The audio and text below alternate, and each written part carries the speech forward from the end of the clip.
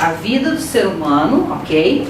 Aqui a gente tem um polo negativo e aqui a gente tem um polo positivo. Então, os dois extremos, transita nos dois exatamente. extremos. A bipolaridade, ela transita aqui, no polo negativo e no polo positivo. Tá? Então, por que eu tô falando sobre, eu estou usando bastante o termo de depressão unipolar? Porque é aquela depressão que você se mantém. Ela aqui. tem uma linearidade nesse Exatamente, polo. você vai se manter aqui. Só que hoje a depressão é algo muito comum. Mas aí vocês vão procurar, aí o paciente vai procurar um tratamento, passa todos esses sintomas que você está sentindo. Isso. Quanto tempo faz? Ah, já faz uns 3 meses, uns 4 meses. Ok. Aí, vamos lá, fluoxetina, ou então paroxetina. Hoje o escitalopram. Então é assim que vai, e daí pra frente. Só que nesse momento, gente, quando eles começam a passar, normalmente às vezes eles não passam ansiolítico, às vezes quando é só um caso depressivo, sem ansiedade, assim, às vezes eles mantêm só essa medicação do ICS. Medicação alopática. Sim, eu tô falando de medicação. Quando eu falo de medicação é alopatia, tá? Quando a gente fala de remédios, aí abre-se uma gama onde a gente pode até achar saber disso, que então, medicação poderia ser remédio. Não, é assim. Quando eu falo remédio, André, isso é um assunto até básico, assim. Quando eu falo remédio, pode ser um chá, pode ser um abraço, pode ser um colo, pode ser um floral, pode ser, enfim, isso exatamente. Então, isso é remédio. É algo que muda. Inclusive, eu tenho um documentário meu que eu fui chamada para fazer, não sei qual, quem de vocês já assistiu, tá no meu site, que foi feito metade no Brasil, metade na Argentina, que eles falam sobre, tá até escrito, o nome do documentário é Música, um Santo Remédio.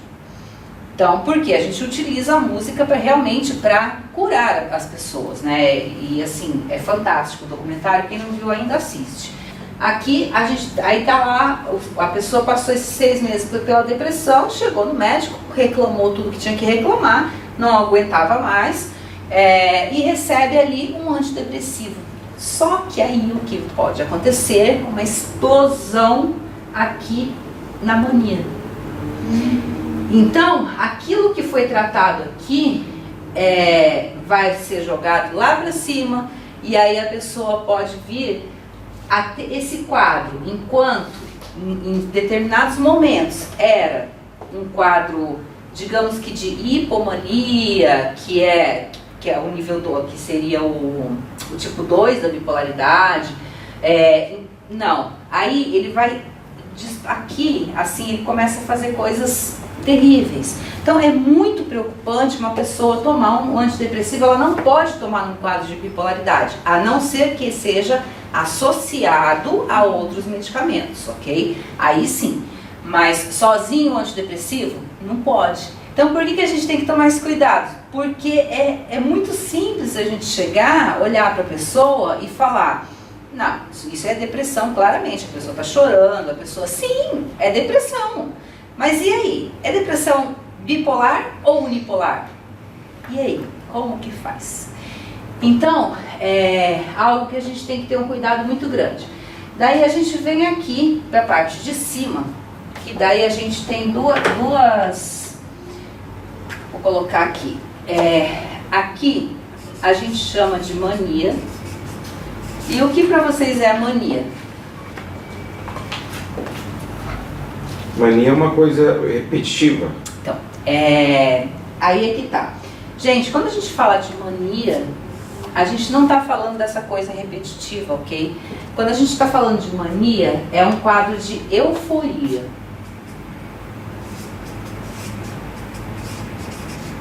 A pessoa, ela fica eufórica. Só que ela fica muito eufórica, muito. Então, aquela euforia, ela é muito forte. Só que dentro da nossa área, nós chamamos de mania, ok? E aqui também, no bipolar tipo 2, a gente chama de hipomania. O que é a hipomania? O que é hipotensão? O que é hipoglicemia e hipomania? É abaixo, né? Da mesma maneira que tem a hipotensão, uma pressão baixa, a hipoglicemia, que você tem a taxa de glicemia. A baixa euforia. Hã? A baixa euforia? É abaixo. Prefixo tá? hipobaixo. A gente vamos separar aqui e pensar nisso. Então tem não chega a ser uma mania. É mais baixo, mais controlado do que aquela euforia, sabe? Assim, que a gente chama de importante, né? Dentro de quadros clínicos. Então, o que acontece? Aí a gente tem aqui, a gente pode encontrar a mania que normalmente a gente encontra no tipo 1 da bipolaridade e a hipomania que normalmente a gente encontra no tipo 2 da bipolaridade. A bipolaridade do tipo 2, digamos que ela é mais amena. E a bipolaridade do tipo 1, ela digamos que mais aguda. E então ela acaba sendo de certa maneira mais forte. Então, aí, ok. Então aqui dentro, Gabi, a mania pode ter alguns momentos, a pessoa pode entrar em alguns momentos. Isso é bem delicado, porque assim, de repente dá um quadro de hipomania, vamos colocar na pessoa. Quando eu vou chamar de mania ou de hipomania? E quando eu tenho que cortar isso? Nós terapeutas, gente, pra gente isso é muito importante. Quando isso aqui vai nos levando, acender a luzinha do opa, tem coisa errada, é a hora que eu começo a colocar a minha vida ou a vida de outras pessoas em risco. Aonde eu começo a fazer, por exemplo, dentro da área sexual, começo a sair com diversos parceiros. E sabe o que é mais triste, gente? O mais triste de tudo, isso é uma coisa que assim, eu tenho muita vontade de falar, eu tô com sede de passar isso para vocês já desde a outra aula, que assim, uma pessoa, ela vai e ela descamba ali para a área assim, sexual, vamos colocar, e sai fazendo coisas com várias pessoas, e aí é taxada de todos os nomes que a gente conhece, não vou ficar colocando. Gente, só que não é isso. A gente tem que ver até onde isso não pode ser patológico.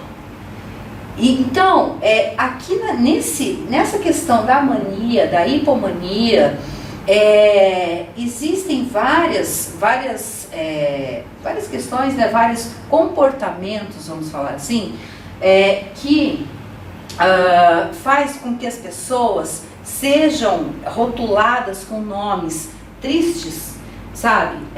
Sendo que não é culpa delas, sabe? A gente já falou sobre suicídio, né? Teve o vídeo da Fernanda que foi gravado. Gente, o suicida não tem culpa, sabe? Ele tá tão ruim que ele, na verdade, ele não quer a morte. Aliás, eu falei sobre isso. A solução do problema. Ele quer, exatamente, ele busca a solução do problema. Então eu falei isso até na aula de luto e melancolia, a gente acabou entrando com essa questão do suicídio. Então, ele não quer, o suicida não quer acabar com a vida, ele quer resolver o problema que ele tem. Então, ele não tá... só que aí, todo mundo fala que foi fraco, todo mundo fala que... Enfim, aí descem todos aqueles nomes. Aí o julgamento vem. Popularmente, o sujeito é responsável pela sua ação. Popularmente falando. Né? Quando a gente já transborda para a psicanálise, você percebe que tem algum dispositivo ali que está errado. Sim. Mas voltando aos 6 meses aí, que é a unipolaridade. Então quer dizer que se esse indivíduo em 6 meses, se ele tiver num quadro depressivo unipolar, ele pode necessariamente desenvolver uma bipolaridade, e aí você só vai constatar que ele é bipolar depois de 6 meses, porque antes não tem como. Então, o que acontece? A bipolaridade, ela tem uma faixa etária que é difícil a gente falar, a gente colocar uma regra, né, bem correta para cada psicopatologia, enfim. Porque assim, normalmente, ou melhor, comumente, a bipolaridade, ela começa a aparecer ali nos 18, 19 anos, tá, na juventude. Os primeiros sinais na juventude, até mais ou menos os 25 anos, 26 anos, ok? Então, normalmente nessa época é onde começa a aparecer os primeiros sinais da bipolaridade. Só que aquilo, gente, some. É a mesma coisa do esquizofrênico que foi curado. Nossa, curou. Opa, não é. É que ele vai passar 6 meses dentro de aqui, volto eu com a minha linha da vida aqui. Ele vai passar 6 meses aqui, tranquilo. E aí, de repente, aí vem novamente, aparece o transtorno, a psicopatologia. Então, ele está nesse quadro depressivo aí, unipolar, em 6 meses. Não tem como diagnosticar ele em 6 meses, porque ele está com esse quadro, como bipolar. Então, mas aí depois, mesmo que ele mude, não tem como você saber se ele vai voltar depois de 6 meses. Então, por isso que tem que ser um estudo para ver qual então, tipo de patologia. Mas aí necessariamente, claro, pode ser até 6 meses ele muda, né? Mas ele pode mudar com 3 meses. Por exemplo, se ele mudar com 3 meses, ter essa mudança unipolar, bipolar, quadro depressivo. Peraí.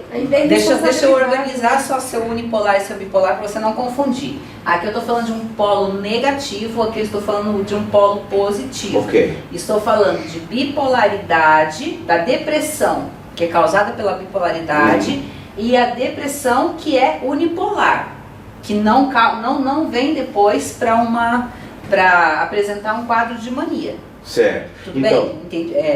Então, se ele cai nessa depressão unipolar, quer dizer, ele chega para você com esse quadro unipolar de depressão.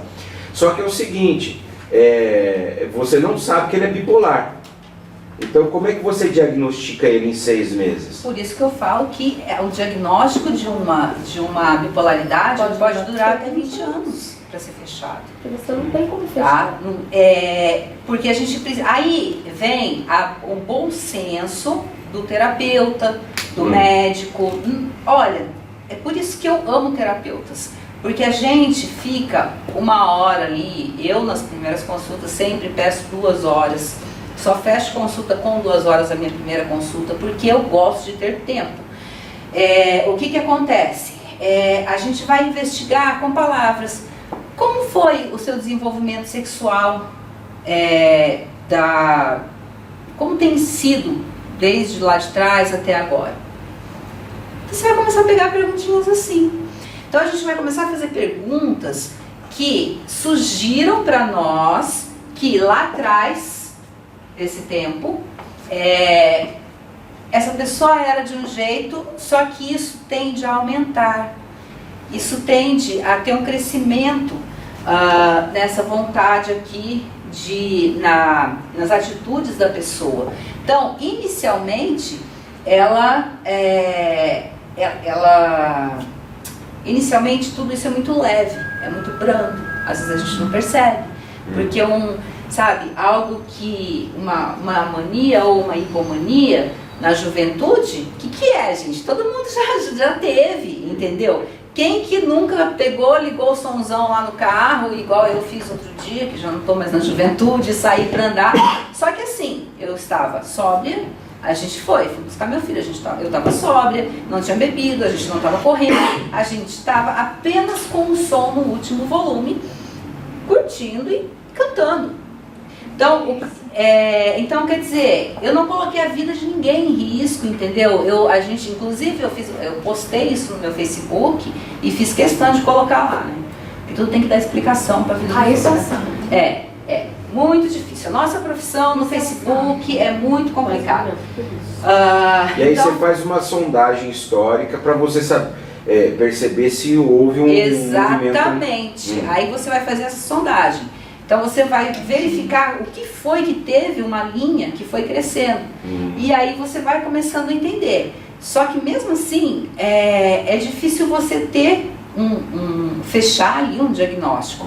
Aí você pode fazer um encaminhamento para um médico muito bom, e aí você vai começar a sondar. E só que o cuidado que tem que haver aqui para quem medica é muito sério. Então, Ok? se você, a priori, não é via de regra, mas a priori, em torno de 6 meses, fechar um diagnóstico de bipolaridade é muito, assim, arriscado não ser bipolaridade. Então, na verdade, em 6 meses, a pessoa fecha normalmente o diagnóstico. Se ela está com esse sintoma durante 6 meses, normalmente é fechado um diagnóstico de depressão. De depressão. Então, é isso que eu queria. Quer dizer, se ela está nesse padrão unipolar, é depressão. Porque daí depois ela entra em mania. E aí, exatamente. Aí a pessoa entra em mania. Então, o que Tá. acontece? Você Isso- só pode fechar depois do outro pico. E olha lá. Então, aí Vai ter tem que que permanecer, haver né? Tem um que permanecer. cuidado, aí tem que haver um cuidado muito grande, porque a gente está brigando aqui. É uma briga, gente, porque a bipolaridade e a depressão, eu tenho que cuidar da depressão e eu tenho que cuidar da bipolaridade. E agora, o que eu faço? Porque a depressão é difícil de fechar também, porque tem gradações, né, a depressão. Então, assim, o que mídia. eu vejo acontecer, isso eu falo da minha prática clínica, o que eu vejo acontecer hoje em dia? Pessoa chega no consultório médico, ou às vezes chega em outros terapeutas, e eu vejo acontecer o quê? Eu vejo, por exemplo, é depressão, tá com depressão. Não, tristeza Tá com sendo depressão. tratada como depressão. Exatamente. E isso já é o... Gente, É um absurdo. se aí, Uma na tristeza tristeza tá ser perdurando, tratada né? como depressão, já é o cúmulo. Agora imagina você tratar uma depressão, quando entra a briga da bipolaridade e da Não, e quando depressão. entra a bipolaridade com borderline, por isso que o psiquiatra, o terapeuta, ele tem que ser muito bom, ele tem que saber o que ele está fazendo, estudar muito. O borderline é difícil, porque Porque é tem difícil, várias é características, difícil, né? Então, aí o que acontece, gente? E Quando a gente pode começa a ser um entrar... quadro borderline e não exatamente um quadro, ou então um borderline ser confundido com uma psicopatia. É tudo muito complicado se tratando de transtornos mentais. muito. E você, não sei se vocês estavam na aula ou não. Gente, pra mim, olha, eu vou ser bem honesta com vocês, mas é algo pessoal meu, tá bom? Pra mim é mais importante que a gente tenha de cor e salteado o DSM na cabeça do que a obra de Sim. Freud. Você falou. Tá? Pra mim DSM, assim, se Falou, vocês falou, querem, falou, gente, Eu fui até pesquisar pra comprar. então, É, olha, na Amazon tem, assim, Meu DSM-5, deixa eu colocar aqui, DSM-5? ó. A última versão é o 5. que é o Manual de Diagnóstico Ele é- Estatístico de Transtornos Mentais. Mas aí vai ler o 5 direto, né? Melhor ler o... Ele não tem um? Não, gente, 5 Não, porque é a última É o versão. mais tá, atualizado. mas Atualizado. pode É comprar o atualizado, 5, né? é assim. É pra Manual. Ó, Manual entra diagnóstico. na internet, até esquece o nome que ele tá passando DSM-5. e vê isso daqui. Eu coloquei- Aí busca isso aqui. Só que é o seguinte, é um livro de 160, 170 na internet, nas livrarias custa 200 e pouco. É um livro muito grosso e de capa dura. Ele é lindo. O meu era maravilhoso, eu era apaixonada e meu cachorro foi e comeu a capa. Aliás, você tem um zoológico em casa, né? Eu sou apaixonada. Tem um zoológico. Né? Gente, mas eu fiquei tão brava aquele dia, mas tão brava, porque o cuidado que eu tinha com aquele livro, eu passava lustramóveis nele, assim, de tão... Como Enfim, primeira leitura, pode ser, né? agora, como primeira leitura, eu já vou passar outra até pra você. Tá. Como é que é o nome? Guia para o exame Você foi diagnóstico, segundo o DSM-5. Esse livro ele é Deixa eu tirar uma muito foto, legal. pessoal, eu tô demorando pra abrir. Faz uma coisa, tirem foto e posta no grupo, porque daí a Andréia vê André já também. pega. E todo mundo que não estiver na aula vê. Ai, beleza. Melhor, né? Obrigada. Então, assim, essa é a primeira leitura, tá? Porque ele vai dar alguns indicativos para vocês e já vai passar para vocês as perguntas que devem ser feitas. Ele é um livro muito interessante e é facinho de ler, rapidinho. Comparado com o DSM-5, que é maior que a Bíblia, literalmente, tá? Não é literalmente, que a Bíblia tem a folha bem fininha, mas se você comparar a grossura da Bíblia e a grossura do DSM-5, ele é o dobro da Bíblia. Só o pai, né?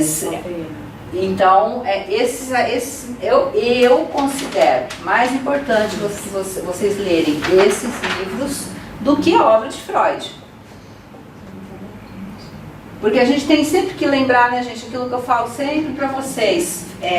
A gente tem a psicanálise, a gente segue a psicanálise, mas Freud viveu há um século atrás. Então a gente tem que ter, tanto que a bipolaridade mudou de nome já.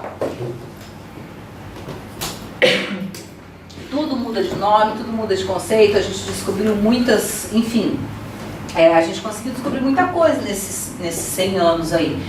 Então é importante que a gente tenha o conhecimento do hoje, daquilo que foi descoberto dentro, embasado na neurociência e tudo mais. Bom, então aí, já deu para entender um pouco que a questão da bipolaridade, da diferença daquilo que vocês pensavam a respeito da bipolaridade e aquilo que realmente é a bipolaridade. Você chega num dia, ele está excelente, ele te trata bem, ele te acolhe, ele fala um monte de coisa para você bacana e tal, ele conversa. No outro dia tá com a cara fechada, você pergunta alguma coisa para ele te dar uma patada. Tem muita gente assim. Aí a gente chama de temperamental, né? Ou de bipolar escondidinho ali na hora do almoço, né? Fulano é temperamental. Então, o que acontece? Na verdade, Fabiano, lembra da frase que eu costumo usar muito? Pessoas com problemas são pessoas que criam problemas, são pessoas que têm problemas. Eu costumo falar muito isso. Já falei que Augusto Cury fala que pessoas que ferem são pessoas feridas, enfim. O que acontece? De repente, essa pessoa em questão, não tem como você olhar para ela e querer dar um diagnóstico. O que está acontecendo ali? Aquela pessoa pode ter tido um dia bom, um dia anterior, acordou feliz, teve uma noite maravilhosa com a esposa, aí chega no trabalho, feliz da vida. A outra pessoa, ou no outro dia, vamos colocar assim, essa pessoa teve um problema em casa, o filho quebrou não sei o quê, ou recebeu um bilhete da escola do filho, enfim, houveram alguns problemas, a pessoa chegou de mau humor. Isso, eu diria, que é assim, é mais uma questão de falta de profissionalismo, sabe? Porque, por exemplo, minha casa pode estar caindo. A hora que eu entro ali no consultório para atender, olha, tudo vira, tudo muda. Então eu entro e eu tô tranquila, sabe? Porque, gente, eu estou trabalhando, eu faço uma coisa que eu amo, enfim. A mesma coisa aqui, a aula. Eu posso estar doente, eu posso estar, mas assim, igual a semana passada vocês fizeram paredão, ok. Porque eu ia vir da aula ruim. E aposto que ninguém ia perceber se eu não tivesse contado. Porque eu entro aqui e tudo muda. Mas acabou que eu contei pra alguém, daí meus amores da minha vida, né? Eu não tenho o que falar de vocês. Eu sei que eu contei pra alguém, esse alguém foi e chamou, todo mundo se reuniu em off e resolveram fazer paredão. Então, eles fizeram paredão que eu tava passando mal e eu queria vir dar aula. Então, eles resolveram fazer um paredão para que eu ficasse em casa e repousasse. Essa turma é um anjo, sabe? Ótimo. Eles são, assim, perfeitos. E vai tudo por trás que eu nem desconfio, sabe? Eles fazem umas coisas assim que... Então, assim, são lindos. Mas eu teria entrado e dado a aula com todas as dores, com toda a fraqueza, com tudo que eu estava sentindo, sabe? Sem problema nenhum. Então, aí é uma questão de você ser ou não ser profissional. Então, não dá pra... Mas você acha que dá, assim, via de regra, dá pra avaliar só dessa forma? Por quê? Porque a pessoa, ela é assim, ela muda de humor de um dia para o outro, dependendo das circunstâncias da vida dela. E é muito, vamos dizer assim, ambivalente essa mudança. É uma mudança ambivalente. Tem muita gente assim. Então... Você acha que dá para você estar no sentido de avaliar. O que a gente faz, Fabiano? Agora eu vou ter que ir para a área do coach. né? Contratem as coaches, Gabi, Mariana, porque o que acontece? Nem sempre, para você avaliar mesmo uma pessoa, você estando de longe, é bem difícil. Se você não fizer uma boa anamnese, como que alguém quer descobrir alguma patologia? Patologia ainda é mais fácil, mas alguma psicopatologia Séria? Em 15 minutos. Não dá. Por isso que eu falo nos meus telefonemas. Eu atendo o paciente e falo para eles. Eu falo, gente, eu não posso trabalhar para convênio, porque convênio me paga R$20. Como eu vou participar de congresso, me atualizar, comprar pilhas de livro que eu compro, como que eu vou fazer inúmeros cursos, inúmeras pós-graduações, se eu for viver de R$20 a cada hora? Ou vou diminuir o meu tempo e atender meia hora, que é o que muitos fazem, vou atender meia hora e ganhar R$40 no final de uma hora, que também para mim não dá, não vence as despesas. Então, o que acontece? É necessário uma anamnese, é necessário bastante cuidado, sabe? Com o tempo, a gente vai ganhando um feeling, sabe? A gente vai ganhando conhecimento, mas mesmo assim, a gente nunca pode achar que a gente sabe tudo, porque se a gente achar que sabe tudo, Não, eu tô fazendo justamente tô fazendo a pergunta para você, porque tem muita gente assim. É claro, é difícil você dizer, a gente usa essa expressão popular de bipolaridade, né? Mas você percebe que a pessoa muda de humor constantemente. Tem muita gente que muda de humor constantemente. E é intrigante, né? E aí, como que a gente vai descobrir isso? Porque daí você tem a pessoa mal educada, você tem a pessoa com sincericídio, você tem a pessoa com problema em casa, você tem a pessoa com problema no trabalho, você tem a pessoa com transtorno de humor. Então, transtorno de humor. Existe essa... São vários. São vários. Não, e assim, e tem fatores externos. Então Por exemplo, quando eu acordo 5 horas da manhã e vou treinar, eu não sou como eu tô aqui. Eu só falto pular aqui de alegria. 5 horas da manhã você pula de alegria? Nossa, Quando eu vou treinar, quando eu treino, raiva de gente, quando eu treino, gente, não é todo dia, é 2 vezes por semana. E eu não vou falar que eu olha não pra consigo mim, acordar e ser Mas se sensacional. você me ver saindo da academia às 6h30, que daí eu chego às 5, que a academia é 24 horas no meu bairro, eu tô pulando de alegria, você vai achar que eu usei alguma coisa. Eu não tô igual eu tô, então às vezes, né, Mari, fatores externos também. Sim, tudo isso. As colocações da Elaine, isso. Transtorno de humor tem vários. Então. Não, ela não tem Não transtorno. tô falando que ela tem. Eu tô falando que Voltando a falar sobre transtorno de humor, sim, porque a gente tem uma sequência. Ela é irritante, porque acorda 5 horas da manhã pulando. 5 horas da manhã Só pulando. pra treinar. Ou pra comer. O resto... Gente, acordar assim. Eu acordei uma época. Eu já acordei 5 5 horas da manhã pra trabalhar. Mas às vezes, foi pra São Paulo. Mas olha, era difícil, tanto que assim, palestra, congresso, o que eu faço? Eu saio daqui na sexta à noite para poder acordar na cidade que eu estou para fazer o congresso, a palestra, enfim. Porque senão eu não vou. Imagina que eu vou sair daqui mesmo que seja de São Paulo.